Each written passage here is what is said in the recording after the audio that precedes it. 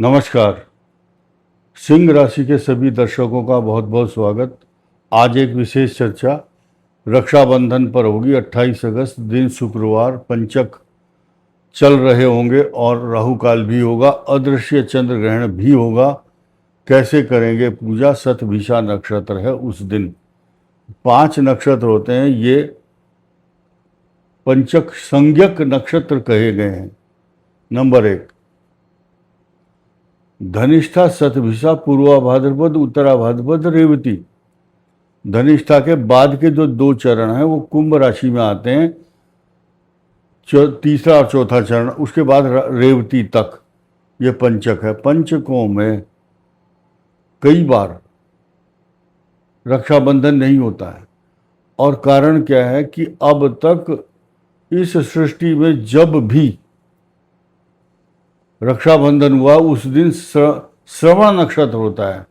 बाद में धनिष्ठा आ जाता है, वो अलग चीज है। लेकिन एक सिद्धांत के अनुसार, इस सिद्धांत को पकड़िए, सूत्र को पकड़िए आप।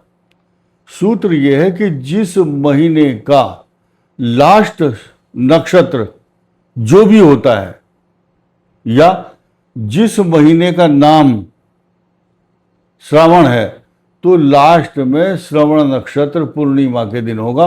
उस दिन उस महीने की समाप्ति हो जाएगी। श्रवण आ गया, श्रावण गया।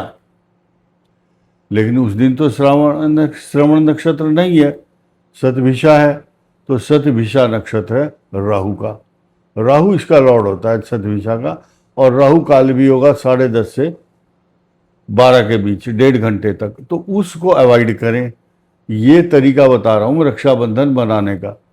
पंचक भी है, इसलिए भाई बहन दोनों तुलसी का पत्ता मुख में रख करके अगर रक्षा सूत्र बांधते हैं तो राहु काल का, शतभिषा नक्षत्र का ये और अदृश्य चंद्र ग्रहण जो है, जो चल रहा होगा उस समय, भले ही भारत में दृश्य नहीं है, लेकिन ये सारे के सारे प्रकोप समाप्त हो जाएंगे। ये कंडीशन बड़ी जबरदस्त है। सूर्य, बुध, शुक्र, सूर्य और केतु। और 22 अगस्त को ये यहाँ पर आगमन है इसका। 22 अगस्त को बुध का आगमन बुधादित्य योग बनाने के लिए हुआ है।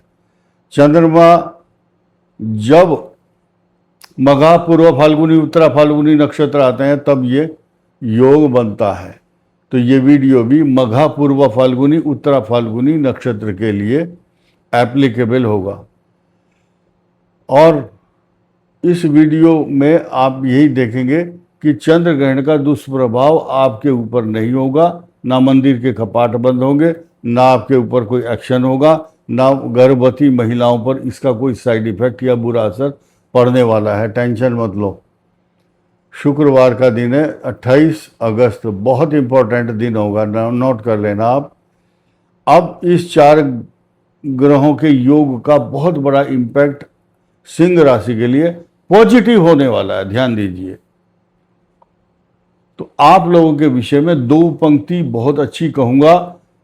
आपको भगवान के प्रति या जिस देवता की आप पूजा का आराधना करते हैं, उपासना, उनको धन्यवाद देना है। जब आप बैंक में जाते हैं, किसी से पेन मांगते हैं सिग्नेचर करने के लिए, और फिर जो पेन वापस करते हैं बोलते हैं थैंक यू। तो जिसने इतना सुंदर शरीर और ज्ञान और आपको पैसा, मान सम्मान दिया है, तो आपको थैंक यू बोलना। कैसे?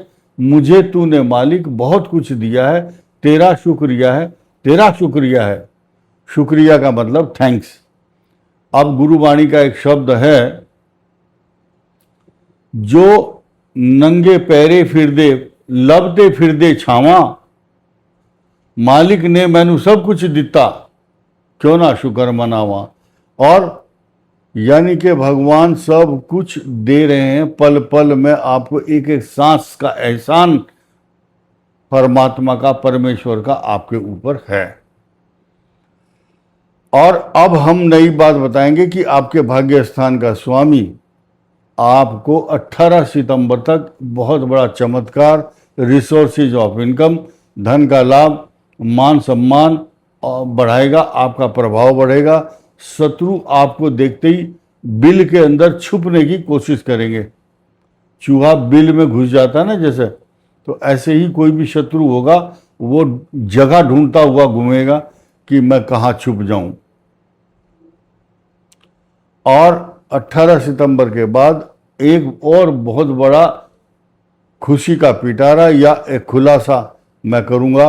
आपके भाग्य स्थान का स्वामी और आपके पंचम भाव का स्वामी, यानी कि ये ज्ञान बुद्धि विवेक और आपकी डीप नॉलेज, सोचने की क्षमता और अच्छी प्लानिंग का स्थान है ये।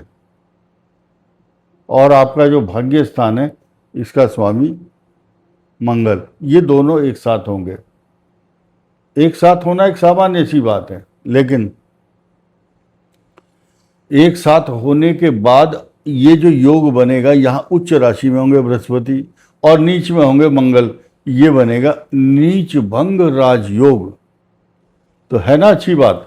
सिंह राशि का जो मैरिज लाइफ है उसको डिस्टर्ब तो करता है, ठीक है, मैरिज लाइफ में जीवन साथी को कष्ट देगा, 100% देगा, परंतु एक पहिया अगर धंस गया कीचड़ में या गड्ढे में फंस गया या धंस गया तो दूसरा पहिया रेडीमेड है। बहुत सी गाड़ी देखी होंगी आपने, 4x4 होती हैं, लिखा रहता है 4x4, चारों पहिए एक साथ काम करते हैं। लेकिन फिलहाल तो ये जो भैंस है, भैंस समझते हैं, अष्टम भाव शनि है, ढैया चल रही है, तो गांव की भाषा में बोलते हैं गई भैंस पानी में।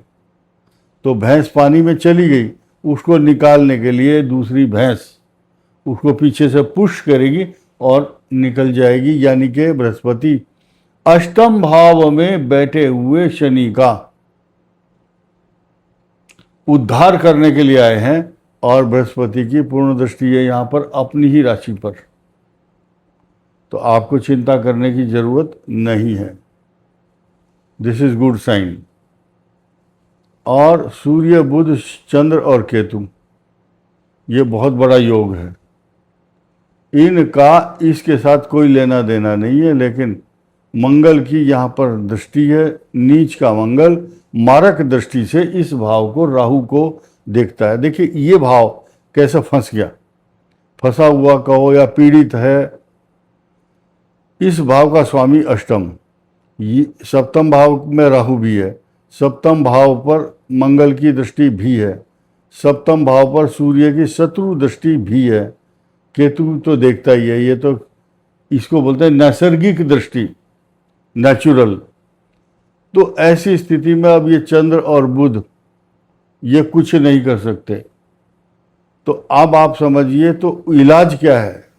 इलाज ये है, सिंह राशि को एक तो किसी से बातचीत नहीं करना, अपनी योजनाओं को गुप्त रखना है, अपने जीवन साथी के स्वास्थ्य को बहुत पॉजिटिव लेना है। कोई कुछ भी जुखाम खांसी कोई भी बीमारी हो जाए, जो बीमारी आती है ना, ध्यान दीजिए, वो बीमारी पकड़ी जाती है तो ठीक होने के लिए आती है। तो खुशी मनाओ, जब भी कोई बीमारी का पता चल जाए तो खुश हो जाओ। किस लिए? कि हाँ ये भविष्य में बड़ी हो सकती थी, अब काबू में आई है बीमारी, तो हम इसका आसानी से सरलता से उपचार कर सकते हैं, ट्रीटमेंट कर सकते हैं। तो इसीलिए कभी भी किसी भी बीमारी के आने से उदास मत हो। बीमारी एक ऐसा मेहमान है जो चंद समय के लिए आता है और फिर चला जाता है। इसलिए मेहमान को देखकर या बीमारी को देखकर उदास नहीं होना, हंसना है आपको। ऐसे कभी भी बात, ऐसे डायलॉग आपने सुने नहीं होंगे, लेकिन यथार्थ सत्य है ये। कोई भी बीमारी है वो आपकी पकड़ी गई है बीमारी या डायग्नोज हो चुका है, तो यू शुड बी हैप्पी, खुश होना चाहिए कि मैं कम से कम भाग्यशाली हूँ। पता तो चल गया इस बात का। इस वीडियो में इतना ही, धन्यवाद, नमस्कार।